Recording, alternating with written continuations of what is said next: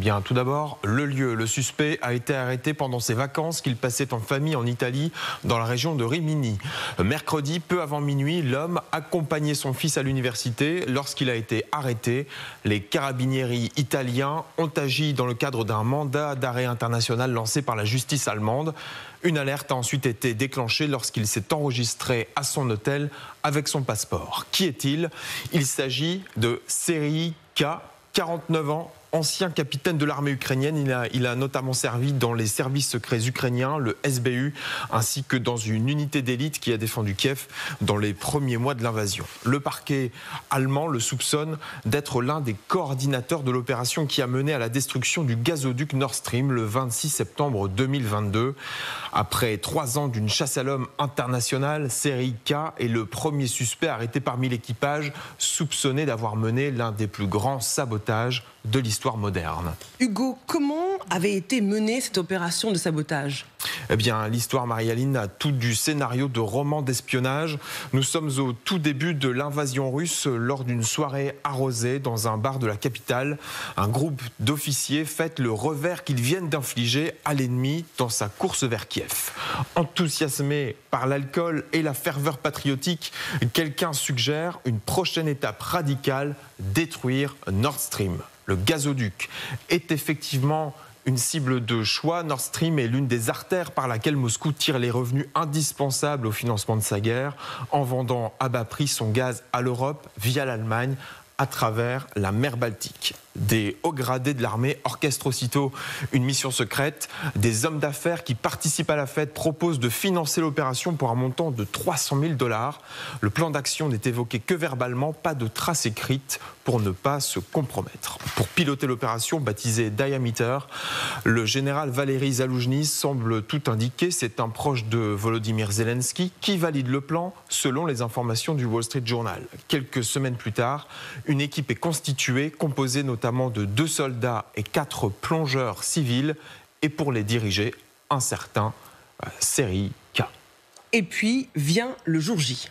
Eh bien oui, et pourtant tout aurait pu s'arrêter net. Les services secrets néerlandais ont vent de l'affaire. Les Américains sont prévenus et Joe Biden ordonne alors à Zelensky de mettre un terme à l'opération. Mais Zaloujny dit qu'il est trop tard. Le commando loue un voilier de plaisance, l'Andromeda, à une agence de voyage factice créée par les renseignements ukrainiens 10 ans plus tôt. La couverture parfaite. Le 26 septembre 2022, ils embarquent à Rostock, une ville portuaire allemande baignée par la Baltique.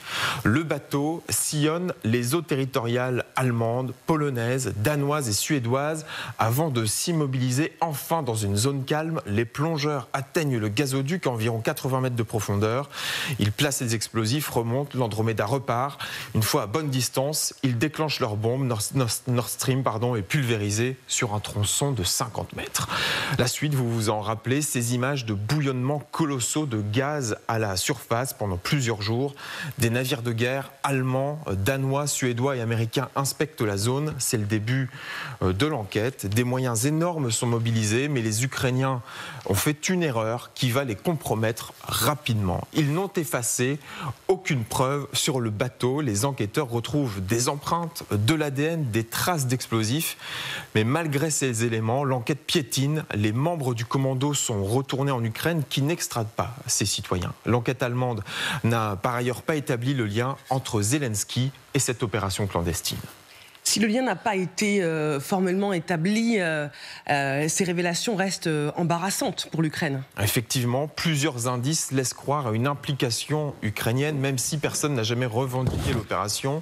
À Kiev, tout le monde nie publiquement toute implication dans ce complot. Volodymyr Zelensky a lui toujours nié être au courant. Il dit, je cite, « L'Ukraine n'a jamais rien fait de tel, je n'agirai jamais ainsi ». Merci beaucoup Hugo Barbieux. Et j'ajoute qu'on apprend ce soir par la justice allemande que l'Ukrainien qui a été arrêté en Italie refuse ce soir d'être extradé. Les enquêteurs pensent donc avoir mis la main sur l'un des cerveaux de l'opération de sabotage de gazoduc. La Russie, on le sait, a longtemps été soupçonnée d'être à la manœuvre, mais depuis quelques mois, les soupçons s'étaient déjà déplacés vers l'Ukraine. l'Ukraine. On se rappelle que le Wall Street Journal avait retracé l'histoire, comme nous l'a très bien rappelé Hugo Barbieux. Ce soir, la piste ukrainienne se confirme, Vincent Crouzet. Comment expliquer les motivations de Zelensky? Parce qu'il avait donné son feu vert à cette opération. Oui, mais apparemment, l'origine de l'opération s'est faite hors les ordres de Zelensky, et apparemment, c'est Zaloujny qui en a pris la responsabilité. Dans toute cette affaire, ce que je trouve le plus étonnant, c'est que les Européens ont tout de même l'art de se tirer une balle dans le pied, dans la mesure où tant les Allemands que les Italiens sont des alliés de l'Ukraine. Donc généralement, ce genre d'affaires se règle entre services de renseignement amis, et ça ne va pas devant la justice des pays concernés, même si ça a été un très rude coup pour les Allemands. Ça, on veut bien le croire, puisque Nord Stream faisait partie de l'orgueil russo-allemand, d'ailleurs, pas que des Allemands, et les Allemands ont très mal pris cette opération de sabotage. Néanmoins, que deux pays amis, à la fois une enquête judiciaire en Allemagne et une coopération judiciaire italienne, s'en prennent à un membre des services de renseignement d'un pays ami, je trouve ça tout à fait étonnant. Non mais Vincent Crouzet, alors on sait que les espions n'aiment pas la transparence, mais par souci d'honnêteté, pendant 3 ans, on a parlé de cette affaire et on a longtemps accusé la Russie d'être responsable de ce sabotage parce qu'elle avait sur le papier des motivations, des raisons de le faire. Maintenant qu'on apprend que c'est un Ukrainien, ça montre que les Allemands sont honnêtes, mènent l'enquête jusqu'au bout, reconnaissent que c'est un Ukrainien, mais on va l'entendre, ça ne les empêche pas de continuer à soutenir l'Ukraine. Oui, mais c'est une opération clandestine. Alors d'abord, il est poursuivi pour terrorisme, pour attentat terroriste. C'est pas un attentat terroriste, c'est une opération clandestine de services spéciaux sur un objectif stratégique russe. Donc profitons aux Russes. Donc c'est tout à fait légitime dans le cadre d'un conflit. Donc ça ne pose aucun problème. Dans ce cas-là, pourquoi pas ne pas poursuivre aussi Valéry Zaloujny, qui est ambassadeur d'Ukraine à Londres, qui certes bénéficie de l'immunité diplomatique, mais qui pourrait être aussi visé par l'enquête, puisqu'il est le principal décisionnaire de cette opération. C'est ce qui est tout à fait surprenant. Moi, ça me fait penser à la police néo-zélandaise qui avait poursuivi, vous savez, nos équipes dans l'affaire du Rainbow Warrior en 1985. Donc il y a exactement 40 ans, ça me fait énormément penser à ça, et je trouve irresponsable de la part des Allemands et des Italiens de s'en prendre aux services de renseignement ukrainiens et au SBU en particulier. Il y avait eu un mort aussi dans l'affaire Rainbow Warrior. Oui, il y a eu un mort, mais on va pas revenir sur temps de guerre, c'est sûr. L'affaire.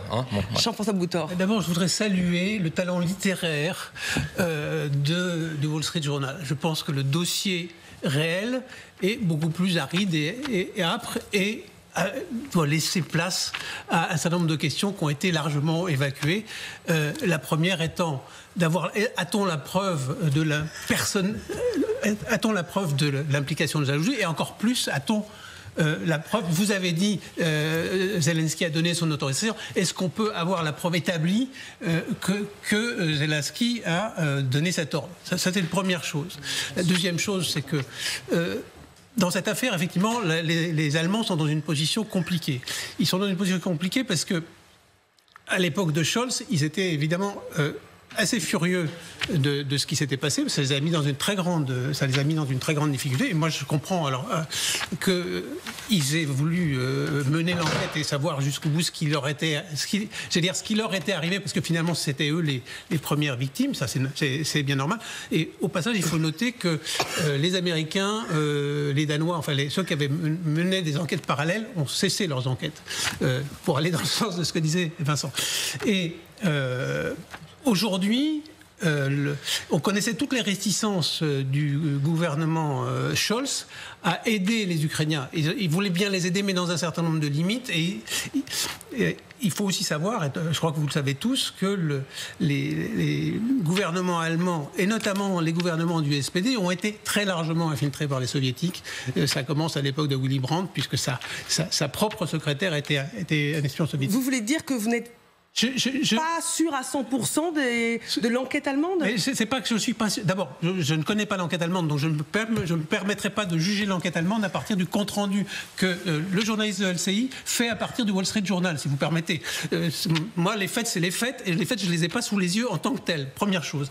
Deuxième chose, il y a en Allemagne un courant qui est pas spécialement pro-ukrainien. Il faut quand même le dire, ça existe très, très fortement. Troisièmement, et c'est là que je voulais en venir, c'est que la réalité du dossier va montrer qu'il y a un espace diplomatique pour rendre compte de cette affaire, un peu différemment de ce dont la presse américaine se fait l'actrice, parce que il faut, pour les Allemands, maintenant, ménager à la fois le besoin de dénoncer un coupable. On va dénoncer un coupable dont on pourra dire finalement, probablement, qu'il a agi un peu selon sa propre volonté et comme une espèce de loup solitaire, j'ai vu le mot employé quelque part, déjà. Et puis que, par ailleurs, on ne peut pas tout à fait établir la responsabilité de l'État ukrainien dans cette affaire. Et c'est comme ça que l'affaire devrait se terminer objectivement. Je donne une comparaison que je connais bien, puisque l'assassinat d'Anna Politkovskaya, qui était mon amie et dont j'étais l'éditeur. Anna Politkovskaya, on sait bien que ça a fait très plaisir à Poutine qu'elle soit assassinée, surtout le jour de son anniversaire. Mais je vous jure qu'on ne trouvera jamais la trace d'un ordre et qu'on ne peut pas impliquer Vladimir Poutine dans l'attentat, dans la mort d'Anna Politkovskaya. On sait qui l'a fait, on a trouvé des lampistes. Là, on a trouvé quelqu'un qui est probablement un peu plus qu'un lampiste, mais quand même, d'une certaine manière, un lampiste. Mais le lien... Mais est-ce qu'il faut faire cette comparaison? Parce que la mort de la journaliste que vous citez, dans le monde entier, il y a peu de gens qui remettent en cause le fait que Poutine est derrière sa mort, même si on n'a pas de preuves. Je suis désolé, moi je peux même vous expliquer comment ça s'est fait. Anna Politkovskaya, elle avait la double nationalité russo-américaine. À ce titre-là, elle était surveillée en permanence, ne serait-ce que pour garantir sa sécurité. Et que si on voulait que Anna Politkovskaya soit assassinée, il suffisait de dire une chose, non pas de donner un ordre de l'assassiner, de faire savoir que la surveillance était levée, et c'est ce qui s'est passé. Il n'y avait pas de surveillance ce jour-là. Et après, les gens pouvaient opérer comme ils voulaient. Je vous entends, mais quel rapport avec le sabotage du gazoduc? Ce que je veux simplement dire, c'est que c'est pas si simple, d'un point de vue juridique, de dire, à partir du fait que quelqu'un est arrêté, à qui on peut imputer une responsabilité, de dire c'est la décision des... On reste en droit. On parle de droit quand même. Mais justement, l'enquête allemande est très prudente. On continue ce débat parce que ça vous fait... Plus prudente, ce que je veux dire, c'est qu'elle est plus prudente que le compte-rendu du Wall Street Journal. Qu'elle le fait réagir. Thomas Friand. Oui, l'enquête est extrêmement importante pour les objectifs d'honnêteté dont vous parlez tout à l'heure, mais il faut bien la contextualiser au plan politique, au plan diplomatique. Et là, 2 commentaires. Le premier, c'est que ce gazoduc, il est le symbole d'une profonde dépendance stratégique qui a permis à la Russie de mener sa guerre. Rappelons-nous les chiffres. Au début de l'agression russe de l'Ukraine, la facture énergétique que réglait l'Europe chaque jour à la Russie équivalait à plus de 3 fois le montant total de l'effort de guerre quotidien que la Russie devait financer. C'est-à-dire qu'on lui donnait chaque jour 3 jours d'avance grâce à la facture énergétique. Donc c'est important d'avoir ça en tête pour comprendre l'importance de ce que Vincent disait tout à l'heure. Deuxième élément de contexte qui est très important sur l'Allemagne, qui est la juridiction compétente dans cette affaire. En Allemagne, on a vécu des élections il y a peu de temps où l'AfD, le parti d'extrême droite, a littéralement conquis l'ex-Allemagne de l'Est. Et on a vu sa proximité tant avec Trump qu'avec Poutine, cette AfD, Alternative für Deutschland. Et c'est intéressant aussi dans le commentaire de cette actualité juridique de voir la réaction politique que ce parti politique va avoir là. Et de l'analyser, cette réaction politique, à l'aune d'un fait très simple. L'Allemagne est la première cible en 2024 des attaques russes sur les infrastructures critiques en Europe. C'est le dernier rapport du Double I, Double S, qui fait état de 33 attaques russes sur les infrastructures critiques, énergétiques, etc., à travers l'Union européenne. Et quand on regarde la fenêtre un peu du temps long, c'est le rapport du RUSI qui nous apprend ça, sur la période 2014-2024, on compte plus de 200 attaques de type hybride sur des infrastructures critiques, des menaces cyber extrêmement graves, et des manipulations d'informations. Donc évidemment que la justice va faire son travail et ça nous permettra d'avoir une forme de vérité quand on ne pourra pas aller jusqu'au bout, comme vous le disiez, Monsieur Boutor. Mais fondamentalement, le plus important, c'est le contexte politique allemand et le contexte diplomatique européen qu'il faut avoir en tête pour lire ces événements qui signent vraiment le piège dans lequel Poutine a mis l'Europe, le piège énergétique dans lequel Poutine a mis l'Europe depuis si longtemps. Je peux rajouter juste un mot, c'est qu'il faut se rappeler que le président du consortium Nord Stream, c'était... Vous vous rappelez qui ? Schröder. Gerhard Schröder. Oui, mais enfin, moi je vous trouve un peu dur ce soir parce que le Wall Street Journal qui suit tous les rebondissements de la guerre en Ukraine, qui met des enquêtes formidables, on ne peut pas le soupçonner de jouer la carte de Moscou. Mais c'est pas ça que je dis. Donnant des informations qui font l'affaire de... C'est pas ça que je dis. Je suis journaliste, j'ai écrit, je sais qu'il y a un plaisir littéraire à raconter des histoires et qu'on les raconte pour que ça marche aussi. Donc on raconte l'histoire et on la raconte de manière un peu extraordinaire. Et elle est un peu plus. Ce que je veux juste dire, c'est qu'elle est un peu plus compliquée que ce qui est raconté. Jean-Éric Brana nous a rejoint. Bonsoir. Bonsoir. Spécialiste de la politique et de la société américaine. Votre regard sur cette affaire, sur ces révélations ? Écoutez, je rejoins mes camarades. Je crois qu'effectivement, il y a beaucoup de zones d'ombre encore dans cette histoire et qu'il va falloir attendre. D'abord, on n'est qu'au début. C'est vrai que quand on voit comment c'est relaté dans le Wall Street Journal, je suis d'accord avec vous, on a l'impression presque qu'ils y étaient. Oui, c'est ça. C'est extraordinaire. Et moi, je ne mets pas en cause les journalistes du Wall Street Journal qui font un superbe travail, en particulier depuis quelques années, où c'est vrai que leurs articles ont gagné en qualité vraiment très forte parce qu'ils se sont mis dans une position d'indépendance vis-à-vis des deux partis, ou en tout cas de semi-recul par rapport aux deux partis, et qu'on y gagne toujours quand on fait ce genre de choses, je trouve, en tant que journaliste. Mais on va retenir simplement. On a donc un suspect qui se laisse arrêter gentiment, qui essaie pas du tout de s'enfuir, de dire quoi que ce soit. Non, c'est ça. Donc d'abord, c'est ça, c'est ce que je voulais dire. Il n'a pas été protégé. Donc premier point. Et partant de là, qu'est-ce qu'on va en tirer ? On va en tirer qu'on veut en faire un prisonnier de droit commun. Ça rejoint ce que disait Vincent tout à l'heure. C'est très étonnant parce que c'est vrai que là, on a des services spéciaux et on se dit que normalement, tout ça... bien entendu. On l'enterre gentiment, on n'en entend pas parler. Et comment est-ce qu'on va le présenter ? On va dire quoi ? Que c'est quelqu'un ou un petit groupe qui, dans un coin tout seul, ont agi... on ne sait pas trop pour quelle raison, quel motif, pour la gloire. Je ne sais pas si on peut revoir la reconstitution grâce à nos spécialistes du graphisme dans l'émission. C'est une opération qui est complexe. Christine Dugouin-Clément, c'est des techniques qui doivent être maîtrisées par un État qui est derrière. On imagine mal que ce soit des loups solitaires qui aient pu monter une telle opération. Surtout que l'appellation de loup solitaire, elle a pas été sortie pour ça. À la base, on était sur les tueries d'origine terroriste et radicalisées. C'est pas tout à fait la même chose. Donc, les mots essayent d'avoir un sens de temps en temps. Alors, effectivement, on a quelque chose de très littéraire où on en rajoute sur la beuverie, le truc, etc. Faut quand même rappeler qu'au tout début de cette explosion, il y avait plusieurs hypothèses, plusieurs possibilités. En gros, plusieurs suspects, avec chacun avait des intérêts plus ou moins clairs, plus ou moins directs, plus ou moins indirects.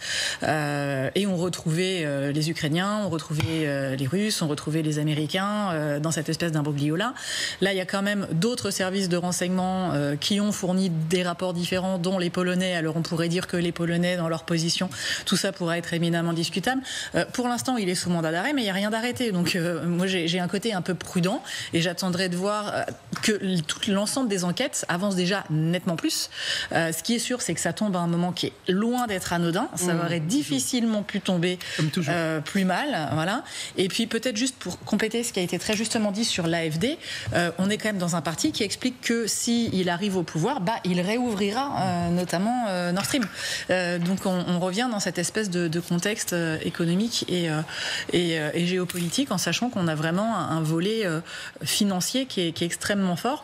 Mais c'est clair que ça tombe vraiment très mal et il y a quand même quelque chose d'assez surprenant, c'est quand vous avez ce type d'agent qui mène ce type d'action alors qu'on est dans une tension géopolitique qui continue. Je veux dire, on n'est pas sur un moment où on a eu une tension et puis la guerre est finie malgré le fait qu'elle devait être réglée en 24 heures, tout ça. Et là, on déplacerait un agent qui serait au cœur et comme ça, tranquillement, alors je sais pas, sous couvert des spécialités de renseignement, mais en règle générale, on leur demande une petite discrétion, enfin, on protège un peu. Je vous sens très sceptique vis-à-vis de cette enquête. Avant de vous donner la parole... Je dis que si ça a été fait comme ça, c'est quand même un peu léger, quoi. Voilà. En tout cas, l'arrestation de cet Ukrainien, vous avez raison, hein, qui intervient au moment où Berlin renforce son soutien à Kiev contre Moscou, ne va pas empêcher l'Allemagne de continuer à soutenir l'Ukraine. Écoutons sur ce point la ministre allemande de la Justice. Wir stehen an der Seite der Ukraine, wir werden weiterhin an der Seite der Ukraine stehen. Was für mich wichtig ist, ist, dass wir aber eben in Deutschland ein Rechtsstaat sind und dass wir Straftaten, die in unserer Zuständigkeit begangen werden, auch konsequent ermitteln. Pas de remise en question de l'aide à Kiev. Vincent. Et l'AfD, hier ou avant-hier, très ardente sur la question de la projection de troupes de réassurance allemandes, hein, extrêmement violente. Donc je voulais juste rajouter que ça induit aussi une autre victime collatérale, qui est la politique intérieure ukrainienne, dans la mesure où beaucoup de gens essayent d'opposer Zaloujny et Zelensky en ce moment, et ça peut être un élément de plus justement pour enfoncer un coin entre les deux hommes. Il y a énormément de gens qui s'agitent à Londres autour de Zaloujny, y compris les services de renseignement russes, pour essayer de monter des traquenards à Zaloujny, et ça peut être un élément de plus. Voilà.